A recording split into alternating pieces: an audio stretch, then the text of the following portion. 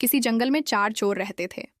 वे चारों मिलकर चोरी करते और जो भी सामान उनके हाथ लगता उसे आपस में बराबर बराबर बांट लेते थे।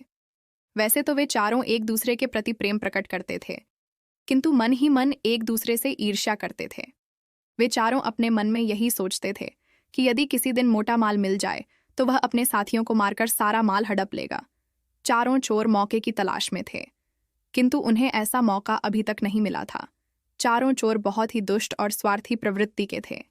एक रात चारों चोर चोरी की इच्छा में इधर उधर घूम रहे थे। उन्होंने एक सेठ के घर में सेंध लगाई और घर के अंदर घुसकर सोना चांदी, हीरे जवाहरात, रुपया पैसा सब कुछ लूटकर भाग गए। चारों चोर पुलिस से बचने के लिए 2 दिन तक जंगल में भूखे प्यासे भटकते रहे। सेठ ने चोरी की शिकायत पुलिस में दर्ज करा दी थी। सेठ की पुलिस विभाग में भी अच्छी जान पहचान थी। चोरों को पकड़ने के लिए शहर के छप्पे छप्पे पर पुलिस फैली हुई थी। जंगल से निकलना चोरों के लिए खतरे से खाली नहीं था। चोरों की इच्छा थी कि अभी वे कुछ दिन जंगल में छिपे रहें। धीरे धीरे चोरों के पास खाने पीने का सामान समाप्त हो गया। कुछ दिन तक तो उन्होंने भूख बर्दाश्त की, लेकिन जब भूख बर्दाश्त करना असंभव हो गया तो उन्होंने शहर से खाना मंगवाने का निश्चय कर लिया। आपस में सलाह करके 2 चोर शहर चले गए ताकि वहां की स्थिति का पता लगा सकें और अपने साथियों के लिए भोजन भी ले आए। उन्होंने शहर जाकर भरपेट खाना खाया और खूब शराब पी।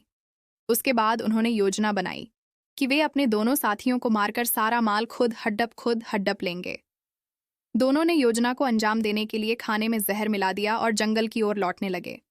दोनों चोर अपने अपने मन में यही सोच रहे थे कि खाना खाकर जब वे दोनों मर जाएंगे तो मैं इसे भी मार दूंगा और सारा माल हड्डप कर अमीर बन जाऊंगा। उधर जंगल में उन दोनों चोरों ने खाना लेने गए हुए साथियों को मारने की योजना बना ली। वे भी उन्हें मारकर सारा धन हड़प लेना चाहते थे। जब दोनों चोर शहर से खाना लेकर आए तो जंगल में ठहरे हुए चोरों ने अपने साथियों पर हमला कर दिया और उन्हें मौत के घाट उतार दिया।